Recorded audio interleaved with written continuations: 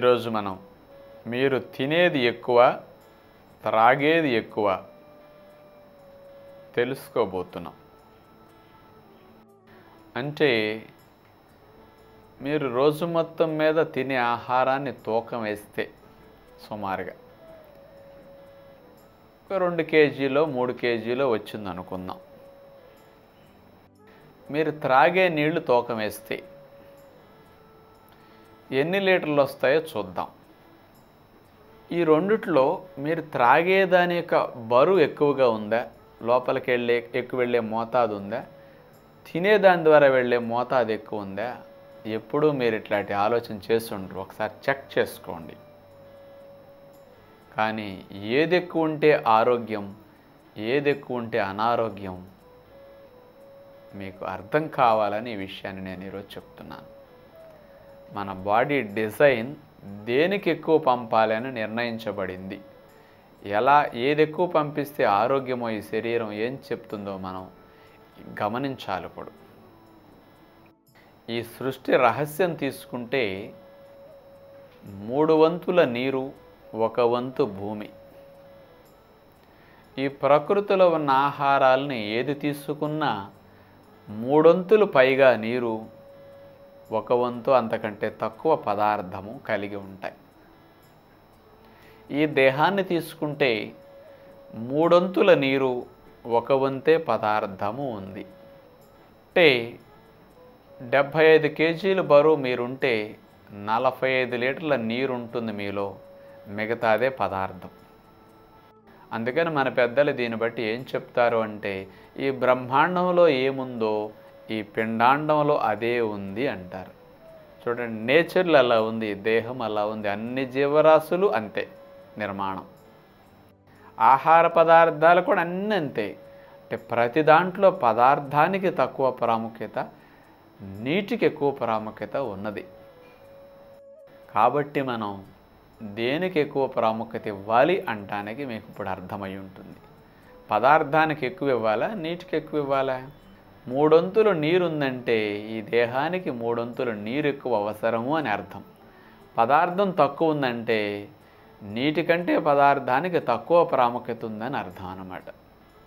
ఇంకొక ప్రకృతి రహస్యాన్ని మీకు చెప్పాలి ఇక్కడ. మనము గాలి పీల్చుకోకపోతే కొన్ని సెకండ్స్లో చనిపోతాం. నీరు త్రాగకపోతే కొన్ని రోజుల్లో చనిపోతాం. ఆహారం తినకపోతే కొన్ని నెలల్లో చనిపోతాం.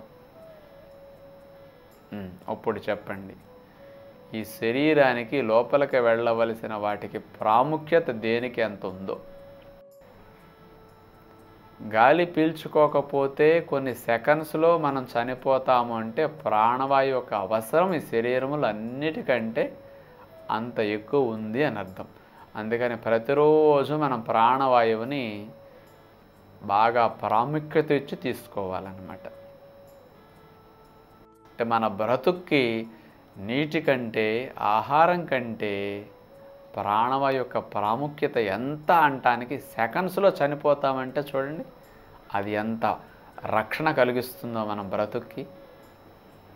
అందుకని నీరు త్రాగేదానికంటే, తినేదానికంటే కూడా ప్రాణవాయువు బాగా వెళుతున్నదా లేదా, ఇవి నిండుగా ఊపిరితిత్తులు ప్రాణవాయువుని పీల్చుకోగలుగుతున్నాయా లంగ్ కెపాసిటీతో లేదా, మనం ఏదైనా అడ్డుపడేటట్టు చేస్తున్నామా లేదా అని ఆలోచించండి. ఇవేమి మనం ఆలోచించం. బొజ్జు పెరిగిందా అడ్డు, 20-30% మూతే మీ లంగ్స్కి. లావు పెరిగారా 20-30% ప్రాణవాయు కట్ అంతే. అంటే ఈ రెండు పెరిగినాయంటే 20-30% మీకు ప్రాణవాయు వెళ్ళటం తగ్గిపోతుంది. మీకు సిగరెట్లు తాగటం, కఫం పట్టేటట్టు స్వీట్లు, ఐస్ క్రీమ్, చాక్లెట్, బిస్కెట్, దీని శ్లేష్మాలు, రొంపులు, కఫాలు ఉన్నాయా, ఇంకొక 10-15% లంగ్స్ క్లోజ్. అందుకని ఎక్కువ భాగం నాకు తెలిసి ఈ రోజుల్లో లావు బొజ్జు వల్ల, ఈ కఫాలు రొంపల వల్ల 50% లంగ్స్ మాత్రం పనిచేస్తున్నాయి. ప్రాణవాయు 50% మనకు తగ్గిపోతున్నది అనమాట. ఇక నీటి విషయాన్ని తీసుకుంటే, నీరు త్రాగకపోతే కొన్ని రోజులు బ్రతుకుతాం. గాలి అంత అవసరం, నీరు కాదు కానీ అవసరం. కానీ ఆహారం తినకపోతే కొన్ని నెలల వరకు మనం బ్రతుకుతాము. అంటే ఆహారం మాత్రం నీరంత అవసరం కాదు అని అర్థం చేసుకోవాలి. అందుకని దేహంలో పదార్థానికి తక్కువ ప్రాముఖ్యత ఉంది కాబట్టి పదార్థానికి మనం తక్కువ ప్రాముఖ్యత ఇవ్వాలి తినేటప్పుడు. నీటికి దేహంలో ఎక్కువ ప్రాముఖ్యత ఉంది కాబట్టి రోజులో మనకి నీటికి ఎక్కువ ప్రాముఖ్యత ఇచ్చి త్రాగాలి. ఎంత ప్రాముఖ్యత ఇవ్వాలంటే పదార్థానికంటే నీటికి ఎక్కువ ప్రాముఖ్యత ఇచ్చి త్రాగాలి. కానీ మనం ఎలా ఇస్తామో చూడండి. అసలు భోజనం చేసేటప్పుడు తల్లి కానీ భార్య కానీ ఎవరన్నా పెద్దలు కానీ దగ్గర కూర్చుని ఎంత పెట్టినండి, ఇంకొంచెం పెట్టినా, ఈ కాస్త పెట్టుకోండి, ఈ కొంచెం పెట్టుకోండి, ఊడ్చేస్తాను గిన్నె కడిగేస్తాను అని ఊడ్చి మరీ పెడతారు. ఇంకా బతిమాలి పొట్ట నిండా తినిపించడానికి చూస్తారు. కానీ ఎప్పుడన్నా మీ తల్లి కానీ మీ తండ్రి కానీ మీ పెద్దలు కానీ ఎరా ఎన్ని నీళ్ళు తాగావు, ఇంకాసన పోయినా, ఇంకాసన దాగు, ఎప్పుడన్నా ఒక్క మొక్క ఈ మాట మీ ఇంట్లో వినపడి ఉంటుందండి? మనకి ఎందుకు సమస్యలు వస్తాయంటే మన ఇంపార్టెన్స్ అంత ఉంది. మరి జీవనాధారాలు అంటారు ప్రాణవాయువుని, నీటిని. ఈ జీవనాధారాలైన ప్రాణాధారమైన నీటికి ఇంత తక్కువ ఇంపార్టెన్స్ ఇచ్చి మనం జీవిస్తూ ఆరోగ్యం రావాలంటే ఏమొస్తుందండి మనిషికి? అందుకని బ్రతకటానికి ఆహారం కంటే నీటి ప్రాముఖ్యత ఎక్కువని మనకు తెలియాలి. అందుకని నీళ్లు ఎక్కువగా వెళ్ళాలి దేహంలోకి, ఆహారం తక్కువగా వెళ్ళాలి. ఇది రేషియో. ఇది ఎలా అంటే ఒక గ్లాసు బియ్యం ఉడకాలి అంటే 2 గ్లాసులు నీళ్లు పోయాలి అని ఒక కొలత ఉంది. గ్లాసు బియ్యానికి గ్లాసు నీళ్లు పోసి నువ్వు ఉడుకు అంటే అది ఉడకదు. గ్లాసుకు 4 గ్లాసులు పోసి ఉడుకు అంటే చిమిడిపోతుంది. అందుకని లెక్క అనేది లెక్కే. ఈ సృష్టిలో ఉన్న జీవరాశులన్నిటికీ పదార్థం తక్కువ నీళ్ళు ఎక్కువ అనే రేషియోలో ఉన్నాయి. మన దినచర్యలో కూడా పదార్థానికి తక్కువ నీళ్ళకి ఎక్కువ ఇవ్వాలి. కానీ అలాంటిది మనం రోజులో త్రాగేది ఎక్కువ తినేది ఎక్కువ అని తూకం వేస్తే మనిషి యావరేజ్న 3 పూట్ల 4 పూట్ల తినే తూకం వేస్తే 3 నుంచి 4 కేజీలు బరువు ఉండే తింటాడండి సుమారుగా.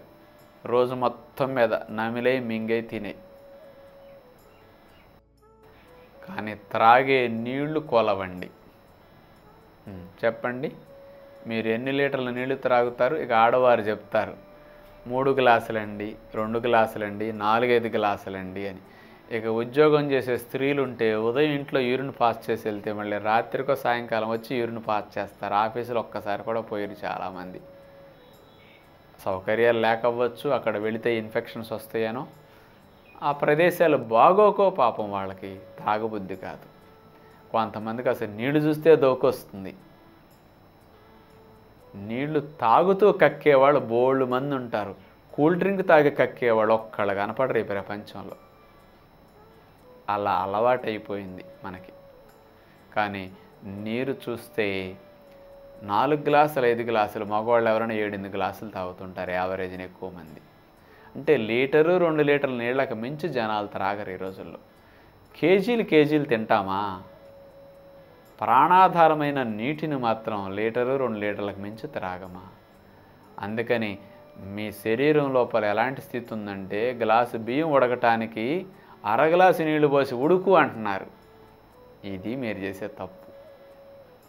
అందుకని నీరు అనేది ప్రతిదాన్ని మోసుకు వెళ్ళటానికి వాహనం అన్నమాట. మీ రక్త ప్రయాణం జరగాలంటే నీరు కావాలి, కణాల్లో ఎనర్జీ రిలీజ్ కావాలంటే నీరు కావాలి, టెంపరేచర్ మెయింటైన్ చేయాలంటే నీరు కావాలి, వ్యర్థాలు బయటకు మోసుకురావాలంటే నీరు కావాలి, ఎక్కువైనవన్నీ వేస్ట్ మెటీరియల్స్ బాడీ నుంచి క్లీన్ అవ్వాలంటే నీరు కావాలి, బీపీ డౌన్ అవ్వకుండా బీపీ మెయింటైన్ కావాలంటే నీరు కావాలి, బ్రెయిన్ సెల్స్ యాక్టివ్గా పనిచేయాలంటే దానికి మెయిన్గా ఎక్కువ నీరు కావాలి,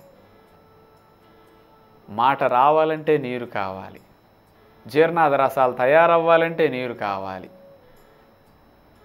అంటే ఏదైనా రక్త ప్రయాణం జరగాలంటే నీరు కావాలి, రక్తం చిక్కబడకుండా ఉండాలంటే నీరు కావాలి. ఈ శరీరంలో జరిగే ప్రతి జీవ ప్రక్రియ నీటి సమక్షంలో జరుగుతుంది. అందుకని నీరు జీవనాధారము, ప్రాణాధారము. అందుకని మన పెద్దలు మంచాల దగ్గర రాగి చెంబులు పెట్టుకుని చెంబులు తాగారు. కాలవల దగ్గర దోశలతో తీసుకుని బోళ్ళు తాగేశారు. అందుకని వాళ్ళ గింజన్నాలు మజ్జిగన్నాలు తిన్నా మనకంటే ఎక్కువ ఆరోగ్యంగా ఎందుకున్నారంటే మొట్టమొదట అవసరమైన ప్రాణవాయువుని బాగా తీసుకున్నారు లంగ్ కెపాసిటీతో సన్నగా ఉండి. రెండవ అవసరం నీటిని బాగా త్రాగారు. ఆహారానికి తక్కువ ప్రాముఖ్యత లేదు కాబట్టి. అయినా సరే బలంగా ఎక్కువ కాలం రోగనిరోధశక్తి బ్రతికారు అంటే ప్రాణాధారమైన అవసరాలను అందిస్తే ఆరోగ్యం ఆటోమేటిక్గా వస్తుంది. ఇంత చదువుకుని పప్పులో కాలేయటం అంటే ఇదన్నమాట. అందుచేత మనం ప్రతిరోజు తినటానికి ఇంపార్టెన్స్ ఇచ్చేదానికంటే త్రాగటానికి ఇంపార్టెన్స్ ఇచ్చి రోజుకు 4-5 లీటర్ల నీరు కంపల్సరీ క్రమం తప్పకుండా త్రాగే ప్రయత్నం చేసి మీ శరీరానికి ఆరోగ్యం సహజంగా లభించేటట్లుగా మీరు మారతారని ఆశిస్తూ తదుపరి కార్యక్రమంలో కలుద్దాం. అందరికీ సెలవు. నమస్కారం.